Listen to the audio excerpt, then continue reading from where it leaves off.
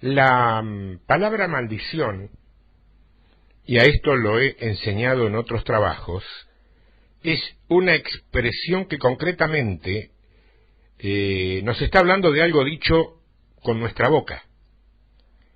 Maldecir es decir algo para mal, o mal de algo o de alguien.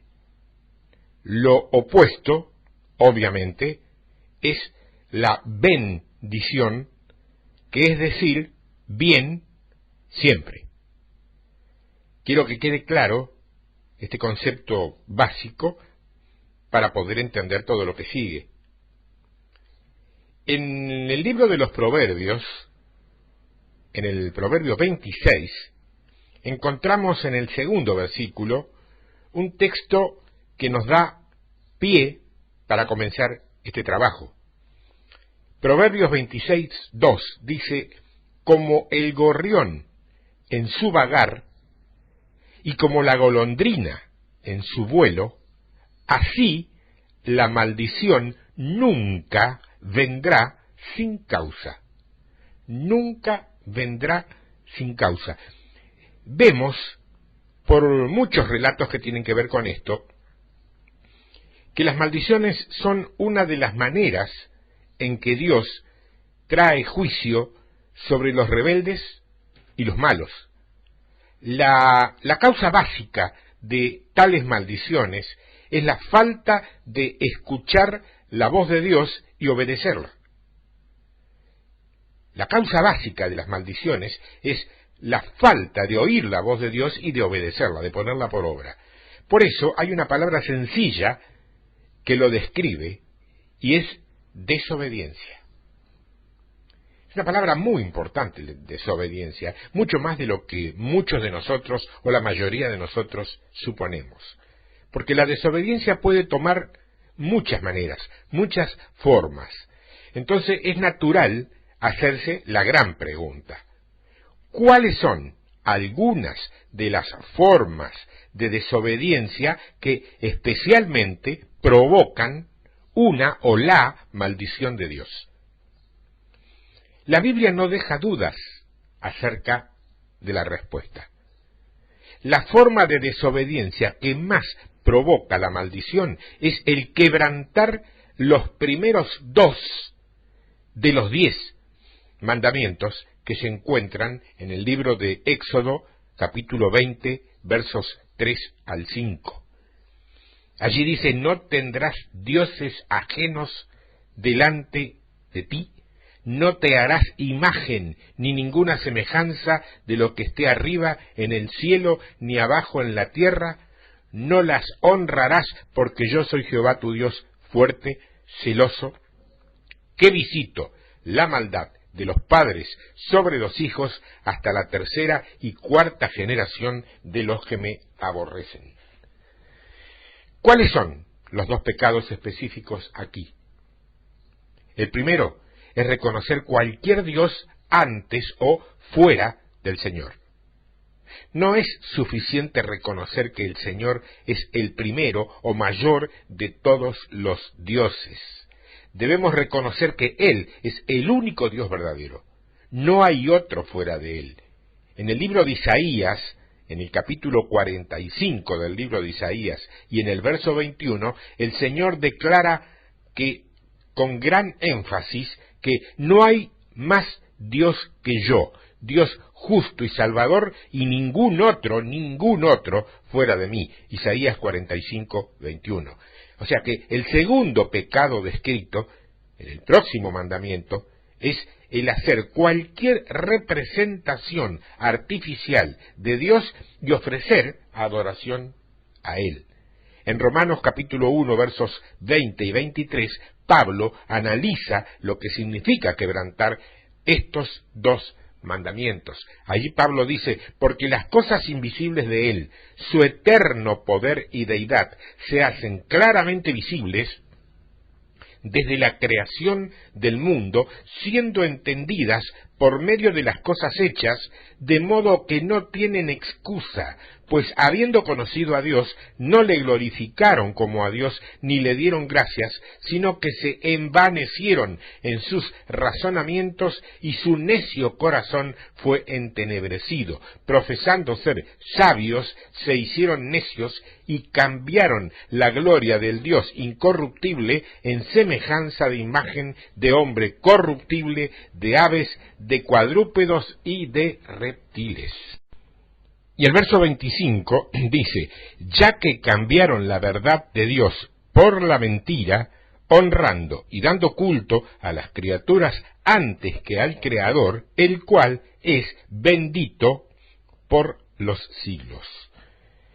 Tú sabes que nuestra mente es bastante lenta para comprender el terrible mal que ocasiona el adorar ídolos. El Dios verdadero, que primero se reveló en la creación y después plenamente en las Escrituras, es santo, sí, pero además también es temible, glorioso y omnipotente. O sea que el representarlo en la semejanza de cualquier ser creado, ser humano o animal, es ofrecerle prácticamente un insulto deliberado. No es un insulto inconsciente, no, es un insulto deliberado. Es una provocación calculada a su ira. Yo quiero ilustrar esto con un ejemplo patético. Suponte que alguien tomara una foto de un chupete, no sé cómo se le llama en tu país, al elemento ese que usan los bebés de chiquito, que se lo colocan en la boca para succionar y de alguna manera ir distrayéndolo hasta la hora de su comida, la leche materna o del biberón. Bueno, acá le decimos el chupete, perfecto. Suponte que alguien tomara un chupete y sobre la foto de ese chupete pusiera mi nombre, Néstor Martínez. Y luego yo, cuando viera esto, tomaría esto como un insulto dirigido hacia mí. Porque imagínate una foto de ese elemento, que es un elemento, digamos, considerado así muy infantil, con mi nombre, estaría representando un insulto. Me estarían tratando de infantil, de inmaduro, de no sé. Cuanto más terrible es el insulto dado a Dios por los que den su nombre a cualquiera de los seres creados, sea lo más noble o más bajo. Cuanto más terrible es el insulto dado a Dios. El juicio de Dios por quebrantar estos primeros dos mandamientos lleva la marca de una maldición continua de generación en generación. Por eso es tan importante el tema de la idolatría. No se trata de una lucha de religiones. Hay gente que quiere verlo así porque de alguna manera tiene una letra metida en su mente que le sirve o la usa para atenuar o para bajar el nivel de la discusión. No estamos discutiendo doctrina ni estamos discutiendo religión, estamos discutiendo futuro. Una maldición o no, o una bendición de Dios, alteran necesariamente el futuro de las personas. Necesariamente. Los pecados que traen esta maldición sobre las generaciones no son solamente las formas más evidentes de idolatría. Todas ellas incluyen un segundo y más amplio rango de prácticas que abiertamente no parecen idolatría o religión. Son llamados oculto, o sea, derivado de una palabra latina que significa escondido o encubierto. Estas prácticas ocultas, escondidas o encubiertas, siempre han tenido una poderosa fascinación para el hombre caído y especialmente en la presente generación. Mira, dos de los deseos más fuertes de la naturaleza humana son el deseo de tener conocimiento y el deseo de poseer poder. Conocimiento y poder son dos elementos prioritarios que ambiciona la naturaleza humana. Hasta cierto punto el hombre puede satisfacer estos deseos de fuentes naturales y por medios naturales. Si él no está plenamente satisfecho con lo que obtienen de esa manera, él buscará las fuentes sobrenaturales. Es en este punto en que el hombre puede ser fácilmente atrapado por el ocultismo o por lo oculto. La razón de todo esto es que hay solamente dos fuentes disponibles de conocimiento sobrenatural y de poder en el universo: Dios y Satanás. Dos, nada más. Toda forma de conocimiento sobrenatural o poder que no procede de Dios, entonces necesariamente viene de Satanás y por lo tanto es ilegítimo. Es ilegítimo. Ahora, siendo que el reino de Dios es el reino de la luz, sus siervos saben a quién sirven y qué están haciendo.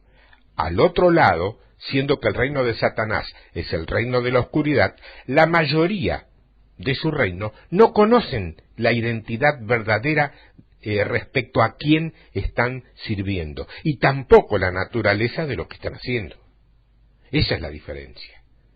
Es este deseo por el conocimiento ilegítimo que empujó al primer hombre a desobedecer en el huerto del Edén. Fíjate que Dios le puso un límite invisible entre él y el árbol del conocimiento del bien y del mal. Y cuando el hombre cruzó este límite, él se encontró en territorio de Satanás y llegó a ser cautivo de Satanás. Ahora bien, desde entonces, este insaciable deseo por el conocimiento ilegítimo ha atraído a los hombres hacia un área donde Satanás puede tomarles a su gusto como cautivos. Los que infringen en esta área están buscando de Satanás el conocimiento sobrenatural que Dios no permite que los hombres busquen de nadie, sino solamente de Él. Al hacerlo, de hecho, están reconociendo a Satanás como Dios, junto con el único Dios verdadero, y están quebrantando el primero de los 10 mandamientos. Ahora, de esta manera, ellos están exponiéndose a la maldición que Dios ha pronunciado sobre todos los que infringen este mandamiento. Una maldición que se extiende, dice, hasta la 4ª generación. Esta conclusión, vos sabés que es tan importante que tiene que ser reenfatizada. Todo aquel que se involucre en lo oculto está exponiéndose a la maldición pronunciada sobre los que infringen el primer mandamiento. En varios pasajes, la Biblia describe el acto de volver a dioses falsos como adulterio espiritual y lo condena como si fuera un pecado mayor que el adulterio físico. Y vos sabés muy bien que el adulterio físico era de alguna manera condenado y ejecutado de una manera bastante concreta e importante. La hechicería o la brujería es la rama de poder de lo oculto. La hechicería o la brujería constituye la rama, la forma, la mano ejecutora de poder de lo oculto. Sus raíces son expuestas por una breve declaración que encontramos en el primer libro de Samuel, en el capítulo 15 y en el verso 23, donde leemos: porque como pecado de adivinación es la rebelión, y como ídolos e idolatría la obstinación. Yo te lo quiero repetir para que te quede grabado, porque son dos temas que no están muy lejos de ninguno de nosotros. Dice: porque como pecado de adivinación, o sea, igualmente al pecado de adivinación, es la rebelión. Rebelarse porque sí, rebelarse contra Dios, porque sí. Y como ídolos, o sea, como idolatría, la obstinación, o sea, cuando una persona es terca, u obstinada no es simplemente una forma simpática de conducirse. Tiene un contenido mucho más profundo e importante, que debe ser modificado. Porque la hechicería es una expresión de la rebelión del hombre contra Dios. Es un intento del hombre de ganar sus propios fines sin sujetarse a la ley de Dios.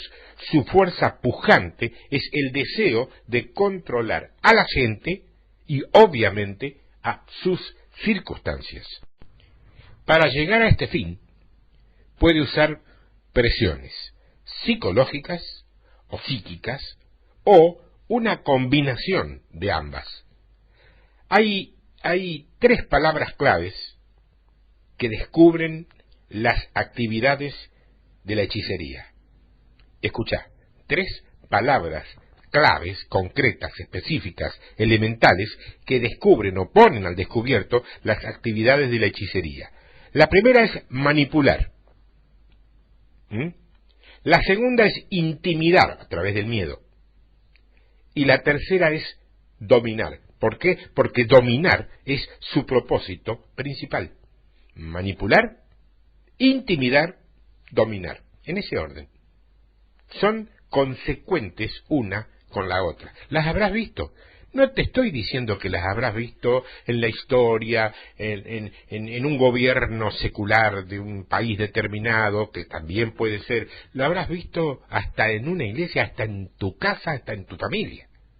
Es parte de la naturaleza humana y parte de la tremenda guerra espiritual que los cristianos tenemos, aunque no estemos ni siquiera informados que estamos participando de ella, como ocurre en muchas congregaciones autodenominadas ortodoxas, conservadoras, o como les gusta decir a ellos, serias. Como si una congregación cristiana seria no se ocupara de las cosas de Satanás, porque eso no sería serio. Toda una incongruencia que viene de una mente precisamente influida por Satanás, que lo lleva a pensar así.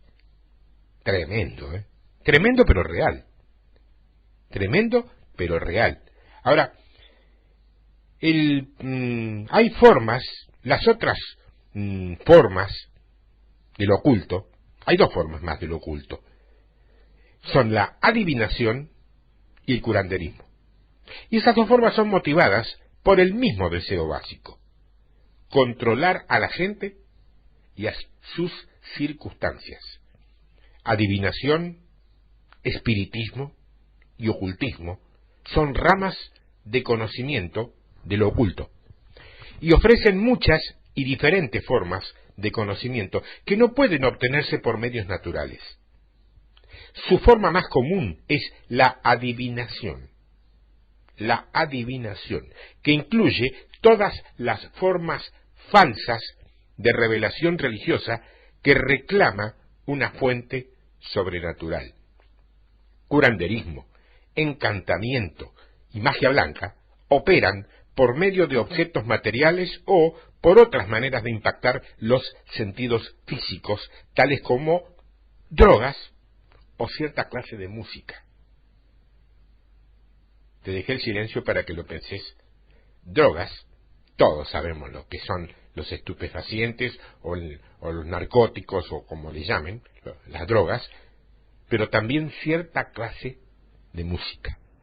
En la segunda carta a Timoteo, capítulo 3, verso 13, dice que en los postreros días los malos hombres y los engañadores irán de mal en peor, engañando, pero también siendo engañados. Engañando y siendo engañados. La palabra para engañador es la palabra encantador. Y la siguiente es una breve lista, una breve nómina de varias categorías de las herramientas usadas por curanderos y encantadores. Cualquier objeto asociado con adoración idólatra o idolátrica, sea pagano o profesando ser cristiano.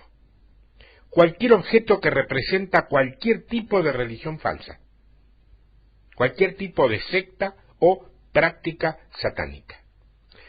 Cualquier objeto que ha tenido poderes sobrenaturales invocando por algún practicante, o sea, invocado por algún practicante, sacerdote, curandero, como se llame, aun cuando este poder está dirigido hacia el bien, como la sanidad, su fuente lo transforma en maldición. Porque no importa qué buena obra se trate a través del ocultismo, el problema es la fuente, de donde van a ser el impulso tendiente a conseguir esa buena obra. Y la fuente es satánica. Si la fuente es satánica no puede ser buena. O sea, cualquier objeto que es expresión de superstición, por ejemplo como herraduras, monedas de la suerte, figuras de santos, hay muchos de esos. Bueno, las siguientes son algunas formas comunes de lo oculto en nuestra cultura contemporánea. Número 1, la rama de poder de lo oculto. La rama de poder de lo oculto. Aquí tenemos la acupresión, la acupuntura, la proyección astral, la hipnosis, la levitación, flotar en el aire de una manera sobrenatural, algunas clases, y esto quiero ser puntual para no herir susceptibilidades ni molestar innecesariamente a nadie, pero algunas clases de artes marciales. Eso hay que averiguarlo muy bien. Hay artes marciales que se constituyen a lo mejor solamente en los ejercicios físicos, pero la gran mayoría de ellas, de artes marciales, contienen aparentes gritos inofensivos que en realidad son invocaciones. Hay que consultarlo con gente que esté que sea conocedora en profundidad del tema. Yo te lo doy solamente, como dice el título de este trabajo, como un informe, para que lo tengas en cuenta. O sea, las artes marciales son los que invocan el poder espiritual sobrenatural.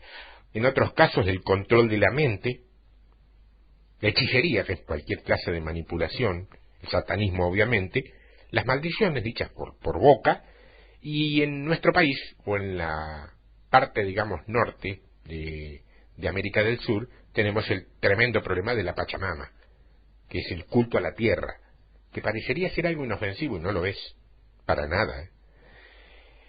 Como número 2, la rama del conocimiento de lo oculto. Ahí tenemos la astrología, los horóscopos, los médiums, la numerología,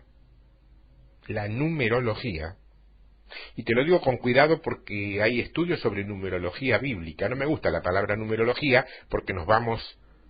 hay números que tienen que ver con los trabajos bíblicos, pero por favor, esto es una leve línea, no traspasemos las líneas, los límites permitidos. La Biblia se interpreta por inspiración del Espíritu Santo, no por juegos numerológicos. Cuidado. Lo vuelvo a repetir, la Biblia es una serie de relatos literales que pueden ser entendidos con nuestra mente intelectual, que encierran principios espirituales que solamente pueden ser develados y revelados con la guía del Espíritu Santo, no por sumas o restas numerológicas. No caigas en trampas tontas que después no son tan tontas. Numerología, dije, ¿dónde andaba? Pues lo estoy leyendo esto, agorería, lectura de las hojas de coca, leer la palma de la mano, libros que enseñan la práctica del oculto, religiones falsas o sectas que reclaman revelación sobrenatural, pero que en esas revelaciones sobrenaturales contradicen la Biblia. Cuidado con esto. Hay muchos que no me gusta nombrarlos porque no quiero ofender innecesariamente, pero algunas de esas religiones están tocando la puerta de tu casa generalmente los domingos a la mañana, tienen la costumbre, y otros andan vestiditos allí con unas camisitas mangas cortas. Bueno, vos los conocés. No quiero mencionar para no herir, para no ofender, porque no es esa mi intención. Mi intención es que no te confundas, nada más. No agredir a gente que hoy está de ese lado, pero mañana Dios los puede sacar de allí, traerlo a la verdad, y entonces lo podremos llamar hermanos. Entonces, es decir, el ataque contra personas es muy singular, muy relativo, porque Dios quiere salvar a cada uno de los que están incluso en las peores cosas.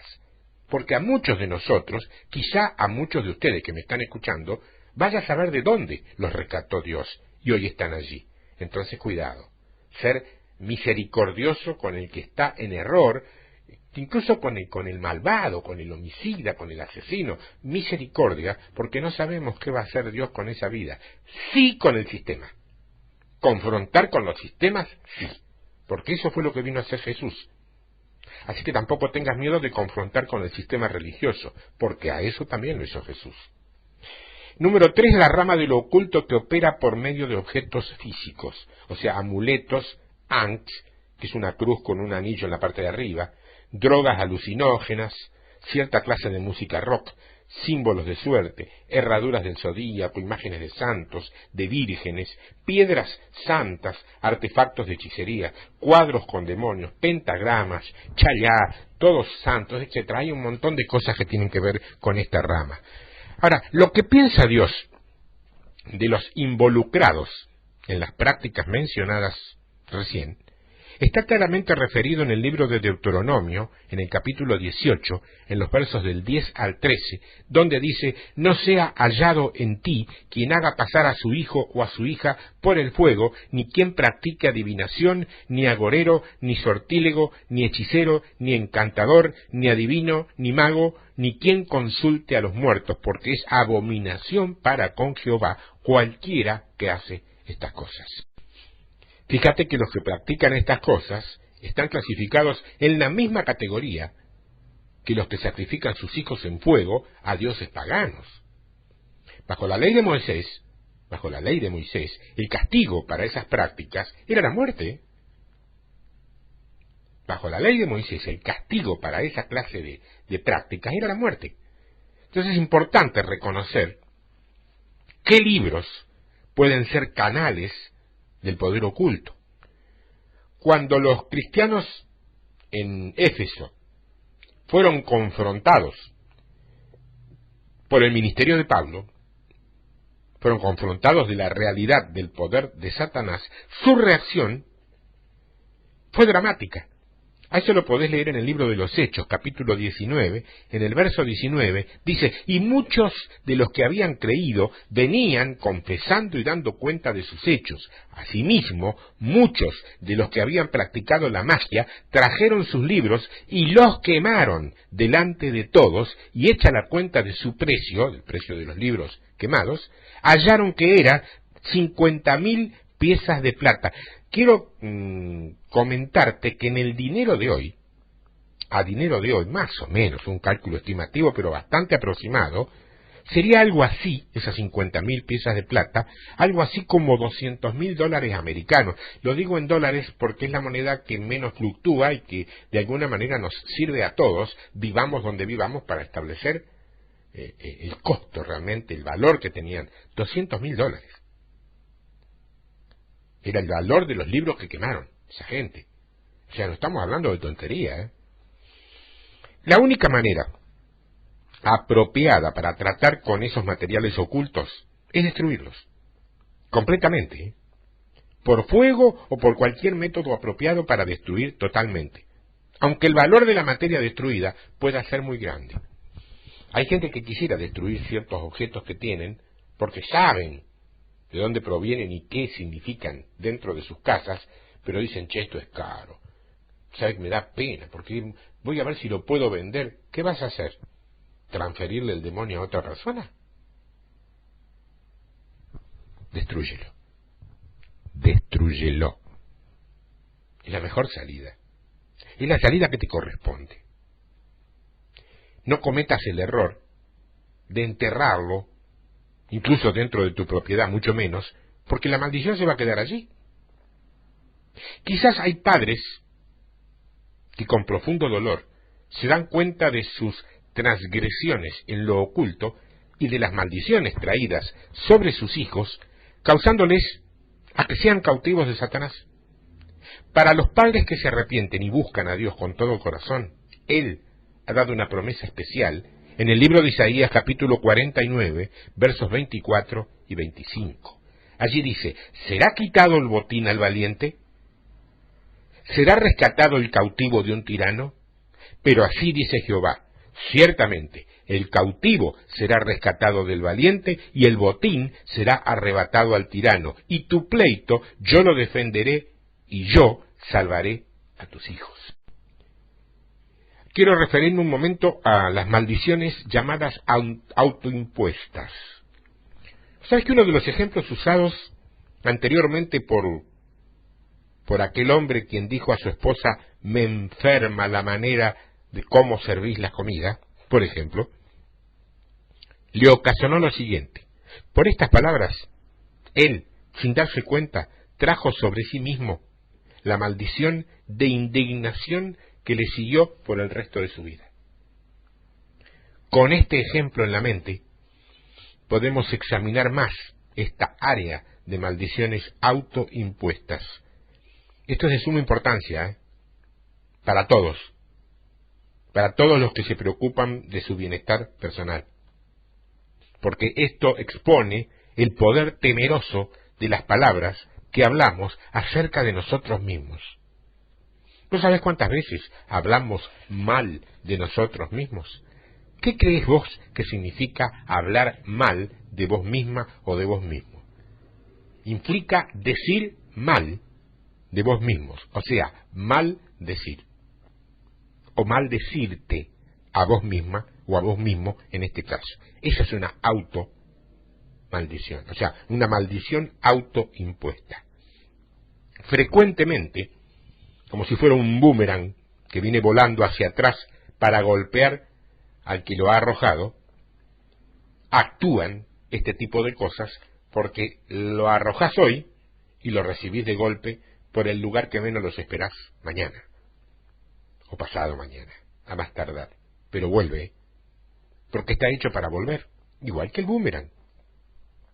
En el Evangelio de Mateo, capítulo 12, versos 36 y 37, Jesús nos da una advertencia solemne, muy solemne, acerca del peligro de las palabras habladas descuidadamente. Él dice, mas yo os digo que de toda palabra ociosa que hablen los hombres, de ella darán cuenta en el día del juicio. Porque por tus palabras serás justificado, y por tus palabras serás condenado. ¿Alguien le ha prestado mayor atención a este texto? O a otros similares, pero concretamente a este. Porque Jesús aquí está enfocado en palabras ociosas. O sea, palabras habladas descuidadamente, es decir, sin pensarlo casi. Cuidado cuando haces cosas sin pensar, porque como ya lo hemos enseñado en un trabajo que se llamaba, creo así, alguien piensa en tu lugar, algo así, cuando vos hablas o haces algo sin pensar, alguien está pensando por vos.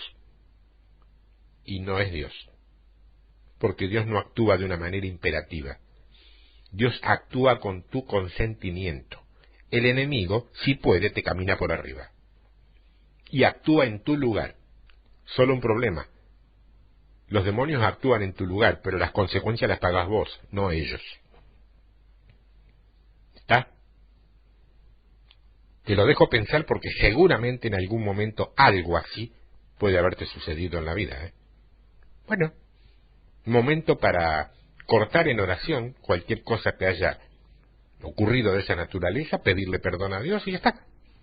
Ya está, sos un hijo o una hija de Dios y Dios te va a perdonar de manera inmediata si el arrepentimiento es genuino. Y después, presta atención porque tropezar con una piedra cualquiera, tropezar 2 veces con la misma piedra ya no cualquiera, y tiene un montón de calificativos que yo prefiero no usar aquí para no ofender ni ofenderte. Pero es así y vos lo sabés. Claro, a menudo, cuando una persona dice algo necio o negativo acerca de sí mismo, se excusa diciendo, bueno, yo no estaba hablando en serio. Sin embargo, es precisamente contra las palabras de esta naturaleza, de este tipo, que no fueron habladas en serio, que Jesús nos advierte en el texto que leí recién.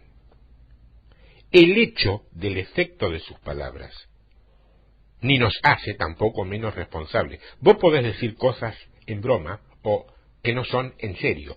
El problema es que las fuerzas espirituales, donde vos depositas esas palabras, sí que se lo toman en serio. Cuando vos le entregaste la vida a Cristo, Él se lo tomó en serio. cuando vos te autoimpones algo malo, negativo, te maldecís, le das lugar al infierno para que se lo tome en serio, aunque vos lo digas en broma. Ni en broma. Por favor, ni en broma. En el libro de los Proverbios, en Proverbios 6, verso 2, Salomón advierte que el que ha hecho garantía por sus vecinos se hace trampa, porque dice, te has enlazado con las palabras de tu boca, fíjate, y has quedado preso en los dichos de tus labios. ¿No has escuchado un refrán que creo que es universal, que dice que el hombre es esclavo de sus palabras? Preso de sus palabras. Y ese, en el Evangelio de Marcos capítulo 14, entre los versos 66 y 72, escribe cómo en la corte del sumo sacerdote, Pedro negó que fuera discípulo de Jesús. Para reforzarlo, ¿qué hizo Pedro? Comenzó a maldecir y a jurar. En otras palabras, él invocó una maldición sobre sí mismo. Pedro volvió muy triste, con remordimiento, y es probable que él no comprendía todas las implicaciones de sus propias palabras. 3 días después, delante de la tumba vacía, los ángeles dijeron a las mujeres, vayan y digan a mis discípulos y a Pedro, fíjate, Pedro no estaba contado como uno de los discípulos. Digan a mis discípulos y a Pedro, tal o cual cosa, la orden que les dio. O sea, por sus propias palabras, él, Pedro, había perdido su posición como discípulo de Jesús. Está escrito, no estoy inventando nada, ni estoy interpretando a mi gusto, estoy leyendo lo que está escrito. No es mi responsabilidad, ni mi problema, si hasta aquí lo habías o lo habíamos leído por encima, pensando en otra cosa, o sin tomar en cuenta lo que decía. Dice eso. Más tarde, en el Evangelio de Juan, capítulo 21, entre los versos 15 y 17, Jesús le abre la puerta a Pedro para recuperar su posición de discípulo. ¿Qué hace? Le pregunta 3 veces si lo ama. Y cada vez que se lo pregunta, Pedro le contestó afirmativamente. Y se sintió triste que Jesús le preguntara 3 veces, si lo amaba. Pero él no se dio cuenta que lo que Jesús estaba haciendo era guiándolo a revocar su anterior maldición. Cada vez que él hacía una confesión mala, él ahora hacía la confesión correcta. ¿Nunca te llamó la atención por qué le pregunta tantas veces si lo ama? Si Jesús no era tonto ni sordo. Había una intencionalidad, esta. Lo que pasa es que en los lugares donde no se enseña nada de guerra espiritual, esto no tiene explicación, la tiene. Una vez más, no es mi culpa cómo interpretan los hombres la doctrina del Evangelio. La doctrina del Evangelio es una. Ninguno de nosotros puede arrogarse de tener toda la verdad. Tenemos parte de las verdades. Y tenemos que tener los radares preparados para que el Espíritu Santo nos siga enseñando hoy más sobre lo mismo. Nadie se la sabe completa.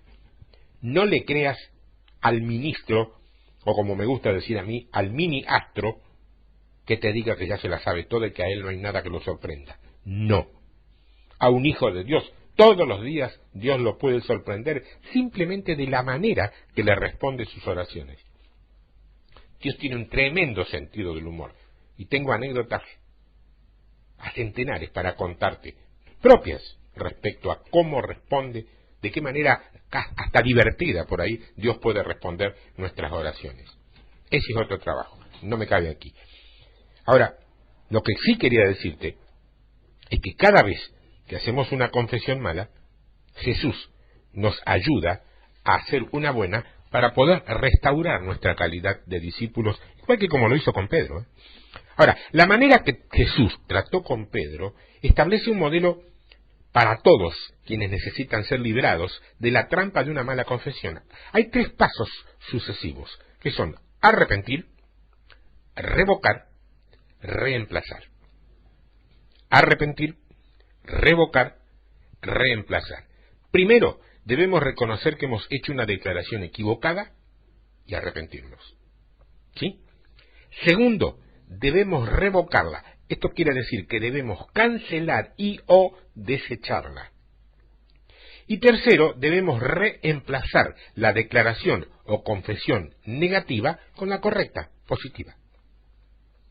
Estos 3 pasos, tomados en fe, pueden librarnos en forma automática e inmediata de la trampa.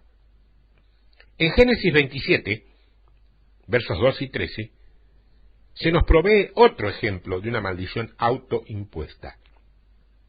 Allí se cuenta que Rebeca estaba persuadiendo a su hijo Jacob para engañar a su padre para obtener la bendición que Isaac iba a pronunciar sobre su otro hijo. Jacob quiso mucho la bendición, pero expresó su temor de ser descubierto.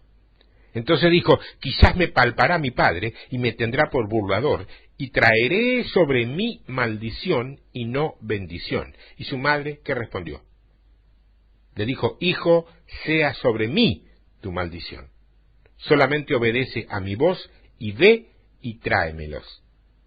El plan de Rebeca tenía éxito, pero sus propias palabras le expuso a ella a una maldición que evitó que ella gozara de los frutos de su éxito. Su emoción pronto llegó a ser pesimista y hasta cínica. Poco después se la puede encontrar a ella diciendo: Jacob, toma una mujer de las hijas de esta tierra. ¿Para qué quiero la vida? Rebeca. ¿Por qué cayó así? Casi enseguida, Jacob tenía que abandonar su hogar para escapar de la venganza de su hermano, Esaú. Él tardó como 20 años. La Biblia no nos dice nada del resto de la vida de Rebeca, ni cómo ella murió, Nada, pero parece que ella nunca tenía la satisfacción de ver a Jacob gozar de la bendición que él había conseguido por su decepción. Un ejemplo mucho más trágico de una maldición autoimpuesta se encuentra en el Evangelio de Mateo, capítulo 27, entre los versos 20 y 26. Fíjate que contra su propio buen juicio allí, Pilato consiente soltar a un asesino, a Barrabás, y en su lugar sentenciar a Jesús a la muerte, en su lugar. Para librarse de este acto, ¿qué hace Pilato? Se lava las manos delante de la muchedumbre y dice: soy inocente de la sangre de este hombre justo. La muchedumbre, ¿qué respondió? Lo leíste. Su sangre sea sobre nosotros y sobre nuestros hijos. ¡Ah, Jesús! ¿Qué te parece? Estas palabras combinaron 2 formas de maldición. Una maldición autoimpuesta y una maldición generacional. Una maldición sobre sus descendientes. Creo que podéis ir entendiendo algunas cosas inexplicables a partir de esto, ¿no? La historia objetiva nos confirma que ambas funcionaron. Dentro de una generación, el ejército de Roma había destruido Jerusalén y dio muerte o vendió esclavos a toda la población. Y desde aquel tiempo, por 20 siglos, han sufrido por la maldición autoimpuesta. Por 20 siglos y lo que va del 21. Cuando Dios llamó a Abraham, Él puso una maldición sobre los que lo maldijeron a él o a sus hijos. Dios lo hizo para proteger a Abraham. Dios pudo proteger a Israel contra las maldiciones pronunciadas por otros, pero hubo una maldición del cual Él no pudo protegerla. La maldición que Dios no pudo para las maldiciones que pronunciaron sobre sí mismas. Lo mismo se aplica a los cristianos gentiles. quienes han llegado a ser herederos de la bendición de Abraham por el nuevo pacto iniciado por Jesús. Incluido en las provisiones del pacto es el derecho de invocar la protección de Dios contra las maldiciones que proceden de fuentes externas. Dios no puede proveer protección para las maldiciones que los cristianos pronuncian sobre sí mismos. No puede, porque transgrediría su propia ley. Esta es una de las maneras en que los cristianos frecuentemente traen sobre sí varios tipos de problemas que no pueden comprender la fuente de su origen. ¿No has escuchado, hermanos, decir, y yo soy una pobre basura que está... Pará, sos un hijo de Dios. ¿Cómo así que es una pobre basura? Si decís y creés que sos una pobre basura, ¿qué creés que vas a hacer dentro de 2 meses? Una pobre basura. Y alguien te va a mirar y va a decir, y este dice ser hijo de Dios, mira lo que es. Claro, ignora. Pero vos también ignorás. Este tipo de trabajos son para que no ignores. Más allá no puedo ir, ¿eh? Son cosas que tenés que hacer vos por vos mismo. No las puedo hacer ni yo ni nadie en tu lugar. Pero esto te sirve para abrir los ojos. Esta es una de las maneras, repito, que los cristianos frecuentemente traen sobre sí mismos varios tipos de problemas que después no pueden entender, por hablar palabras negativas acerca de sí mismos. Por hacer eso, separan las bendiciones de Dios y se exponen a las maldiciones. La historia de Israel también provee un ejemplo en los capítulos 13 y 14 de Números. Moisés envió a los 12 espías para espiar la tierra de Canaán, pues Dios había prometido a Israel esa herencia. Josué y Caleb volvieron con un informe positivo, mientras el resto era totalmente negativo.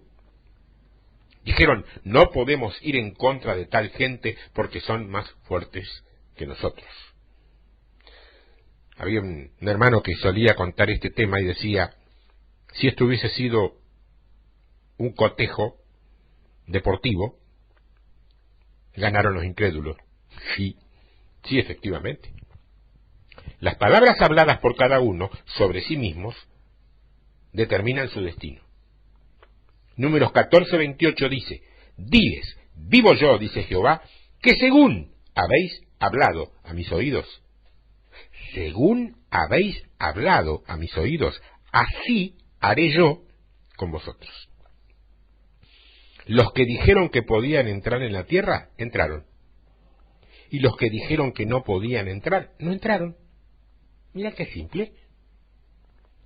Para guardarnos contra una maldición pronunciada sobre nosotros mismos, debemos reconocer y guardarnos contra las malas formas de hablar. La siguiente es una lista con 7 condiciones, hay más, elegí 7, que pueden indicar una maldición, y abajo hay ejemplos, o malas expresiones, que pueden producir las condiciones para una maldición. Número 1. Colapso mental y emocional. Es decir, por ejemplo, estoy volviéndome loco, no puedo aguantar más, me enoja de solo pensar. Esto es un colapso mental y emocional. Funciona de manera adversa. Se cumple. Número 2. Enfermedades repetidas o crónicas, especialmente si es heredado. Hay gente que dice, cuando hay un virus, yo seguro que me lo encuentro. Sí, seguro. Otros dicen, estoy enfermo y cansado de... es en la familia, seguramente yo voy a ser el próximo. Sí, no hay duda. Número 3. Esterilidad. Una tendencia a abortar o relacionado con problemas de carácter bien femeninos. Mujeres que dicen, yo creo que nunca voy a quedar embarazada. Otras que dicen, ya tengo la maldición de nuevo. Otras que han tenido un problema y dicen, ya sé que lo voy a perder. Siempre pasa esto. Pasa. Número 4. Colapso de matrimonio y enajenamiento familiar. Un adivino dijo que mi esposa va a dejarme. Pasa. De ninguna manera, siempre sabía que mi marido iba a encontrar otra mujer. Pasa. En nuestra familia siempre nos peleamos como perro y gato. Pasa. Número 5. Insuficiencia financiera persistente. Yo nunca puedo llegar a fin de mes con mi salario, gane lo que gane.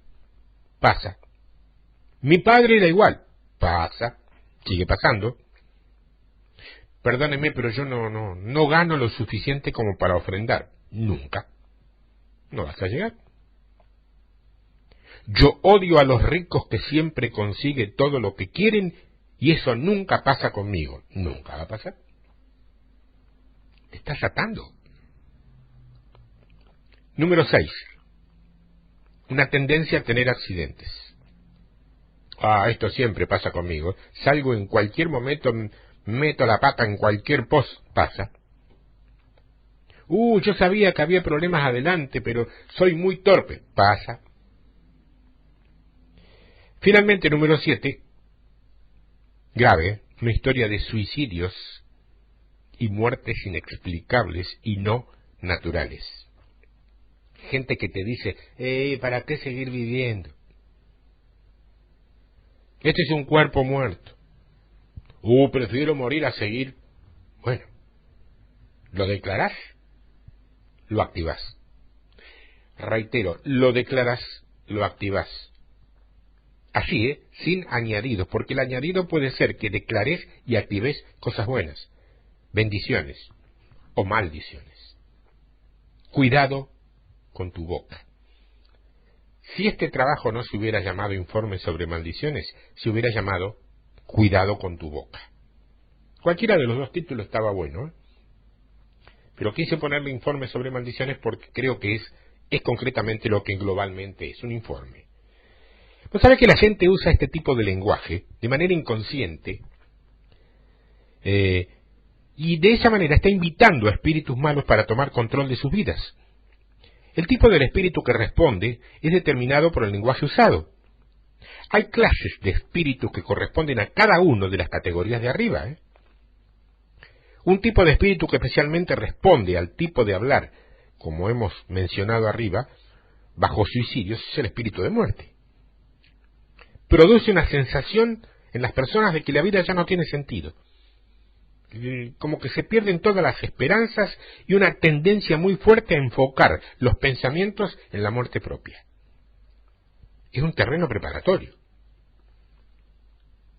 A menudo se manifiesta en una serie sin fin de enfermedades físicas que aparentemente no tienen curación. Al fin, este espíritu de muerte va a empujar a la persona a suicidarse o a causar su propia muerte natural. Recuerden los pasos de liberación: arrepentimiento, revocación, reemplazo. Arrepentirse, revocar, reemplazar. Si no los escuchaste, volvé a escuchar, toma nota, hacelo por favor en el nombre de Jesús para tu propia vida y la de tu familia y la de las 4 generaciones que te sigan. Así tengas 20 años. A menudo se manifiesta en una serie sin fin de cuestiones que no tienen reemplazo por allí. Algunas personas traen una maldición sobre sí mismos cuando llegan a ser miembros de una sociedad secreta, por ejemplo, que requiere que los miembros juren bajo maldición no revelar nunca los secretos de esa organización.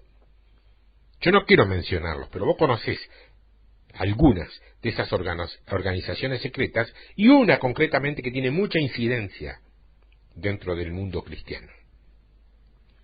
Las 7 indicaciones de una maldición que recién te detallé, te las quiero repetir, porque son problemas que se mencionan en el libro de Deuteronomio capítulo 28 y que nos indica que hay una maldición que está trabajando. Te lo dije recién, te lo repito ahora sintetizado. Número 1, un colapso mental y o emocional.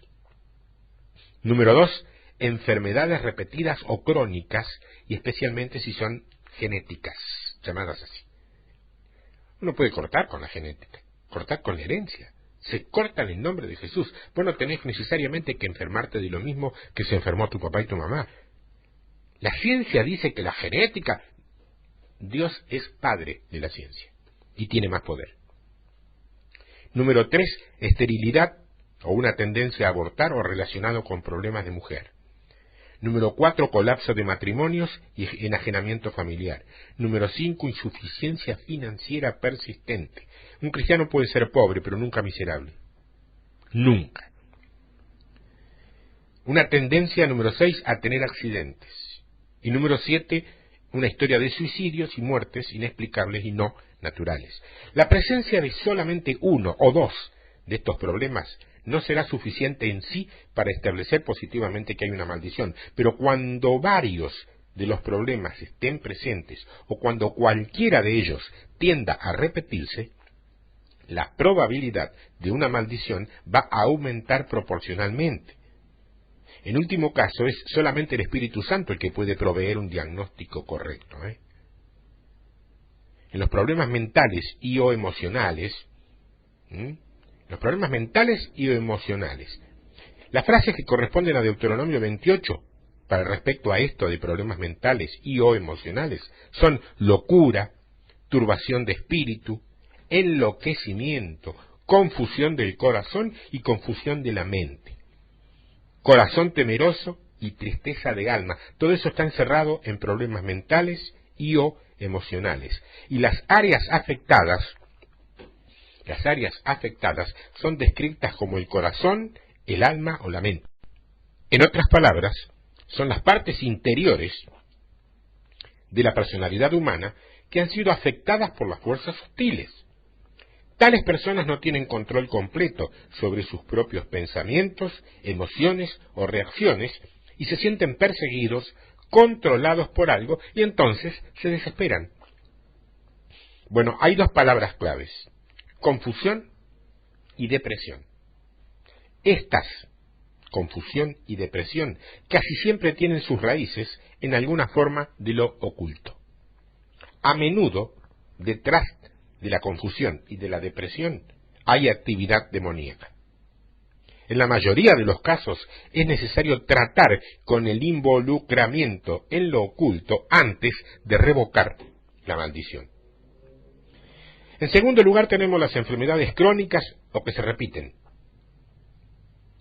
Las frases que corresponden a Deuteronomio 28, estamos hablando de las hereditarias inclusive, son varias.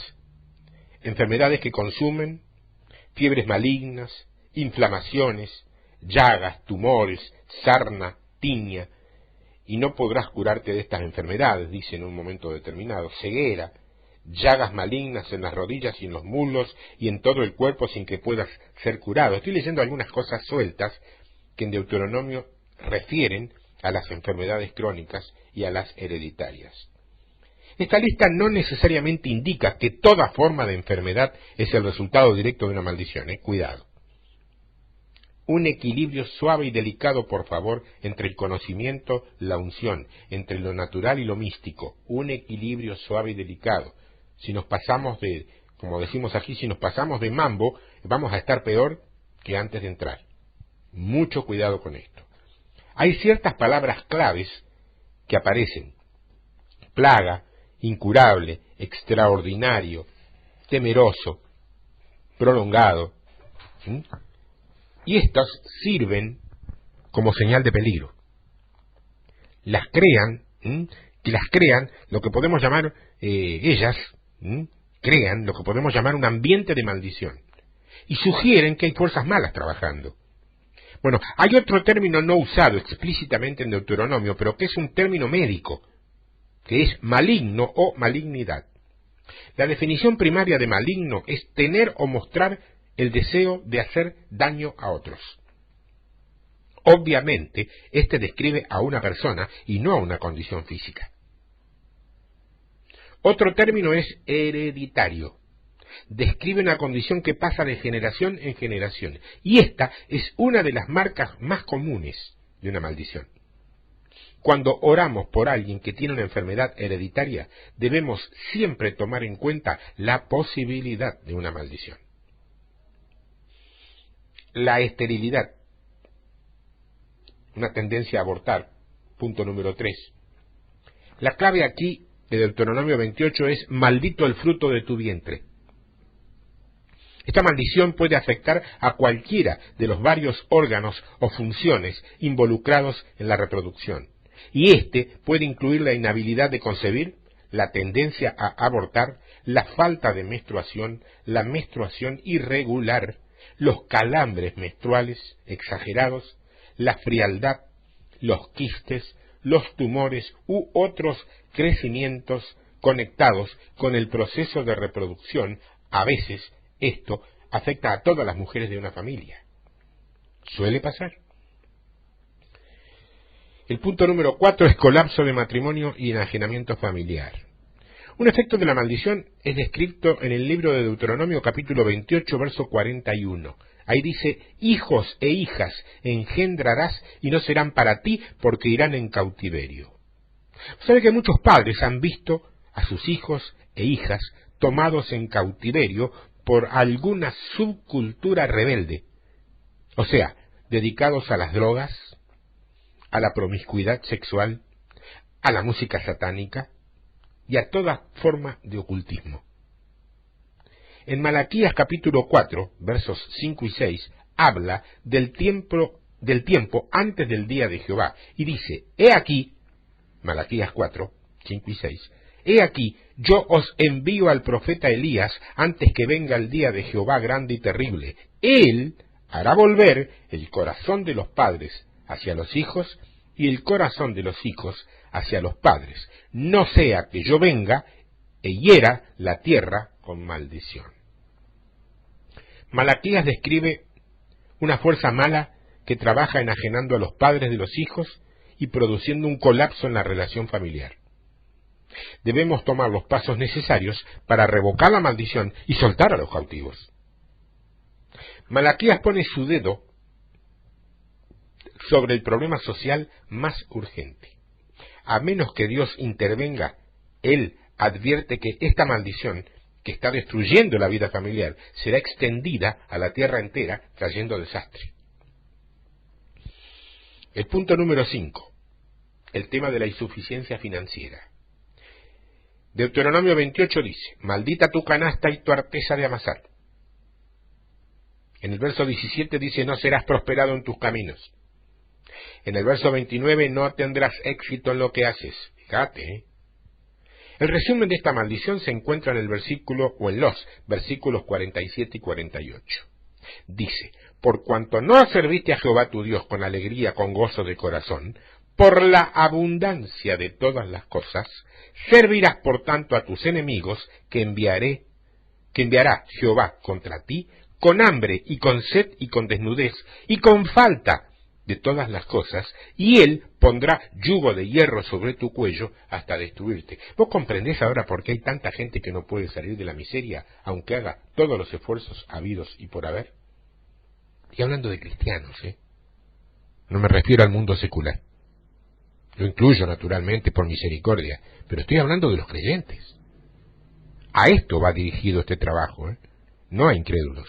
Bienvenidos los incrédulos. Y Dios usa esto para traer a muchos a los pies de Cristo. Gloria a Dios por ello. Pero no es la intencionalidad ministerial. La intencionalidad ministerial es servir a los hermanos, a los creyentes, a los que tienen errores todavía. Moisés aquí presenta dos alternativas opuestas: servir a Dios con alegría, con gozo de corazón, en la abundancia de las cosas, o servir a los enemigos en pobreza. El enemigo principal del hombre es el diablo. La esclavitud al diablo y a los vicios es una maldición muy pesada. Tomados los dos juntos, indican que la prosperidad es una bendición y la pobreza es una maldición. Segunda Corintios 9:8 dice, y poderoso es Dios para hacer que abunde en vosotros toda gracia, a fin de que teniendo siempre en todas las cosas lo suficiente, abundéis para toda buena obra. Y en esta oración, Pablo resume toda la abundancia de las provisiones de Dios para los cristianos y enfatiza aquí la generosidad de las provisiones de Dios para su pueblo, y la palabra abundar aparece 2 veces y la palabra todo aparece 3 veces. Pobreza y abundancia tienen que ser definidas. Pobreza es tener menos de todo lo que se necesita para hacer la voluntad de Dios en su vida. Abundancia es tener todo lo que se necesita para hacer la voluntad de Dios y dar algo para dar a otros. Dar algo para dar a otros. La abundancia de Dios no es provista para derrochar sobre indulgencias carnales. El criterio de cada creyente tiene que ser determinado en relación a la voluntad de Dios para su vida. Estas conclusiones acerca de la pobreza y abundancia tienen que ser explicadas aún más. Primero, debemos reconocer que la fe para recibir la abundancia de Dios va a ser probada.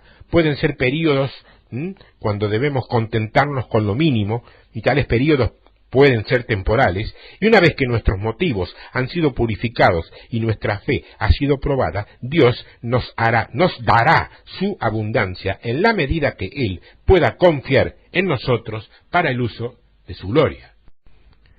Los 2 puntos que restan, el de la tendencia a tener accidentes y la historia de suicidios, también se encuentran de alguna manera relacionados dentro del libro de Deuteronomio, pero conviene que lo leas completo para no hacer acotaciones en temas que de alguna manera son un poco más delicados, no tanto el de los accidentes, pero sí el del tema de suicidios, porque muy difícilmente no haya familias o grupos que no tengan casos más o menos cercanos de ese tipo de hechos. Por lo tanto, sería conveniente darle un vistazo importante al libro de Deuteronomio en el capítulo 28 y sacar de él todo lo que el Espíritu Santo quiera revelarte en forma personal. Somos hijos de Dios, tenemos una llegada al Padre de manera corporativa, es decir, en cuerpo, como cuerpo de Cristo, pero el trato de Dios con cada uno de nosotros es individual. A mí me llama mucho la atención y un poco me causa tristeza cuando mucha gente supone que solamente Dios se va a relacionar o le va a prestar atención a través de un determinado siervo, un determinado ministro, porque realmente cree, si hay gente que cree que nosotros, cualquiera de nosotros, estamos en un lugar más cercano a Dios que él o ella. Hermano, no es así. Dios, estamos cumpliendo un trabajo, un rol.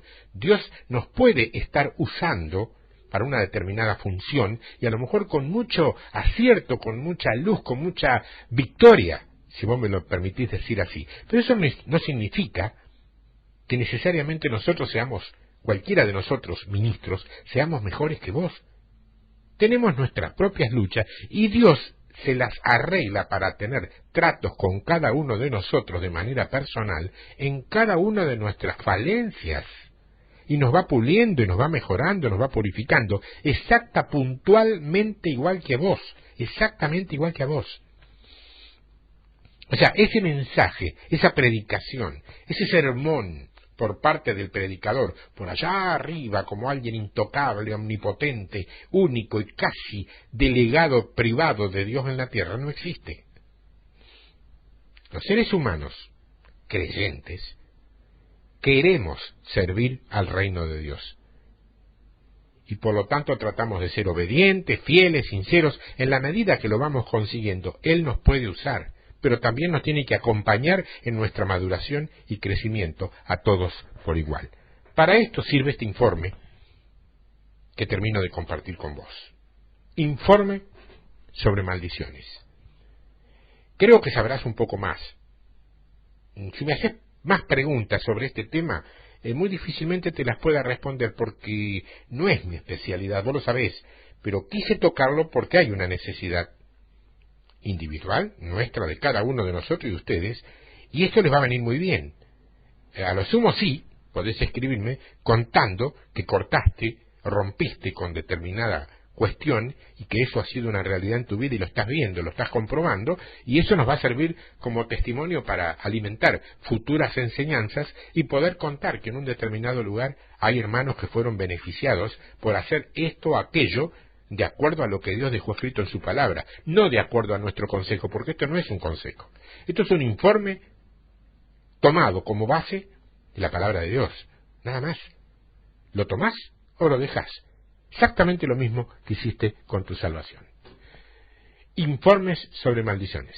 Cualquier cosa a los correos tiempodevictoria@hotmail.com o tiempodevictoria@yahoo.com.ar. Dios te bendiga hasta la semana que viene si Dios quiere.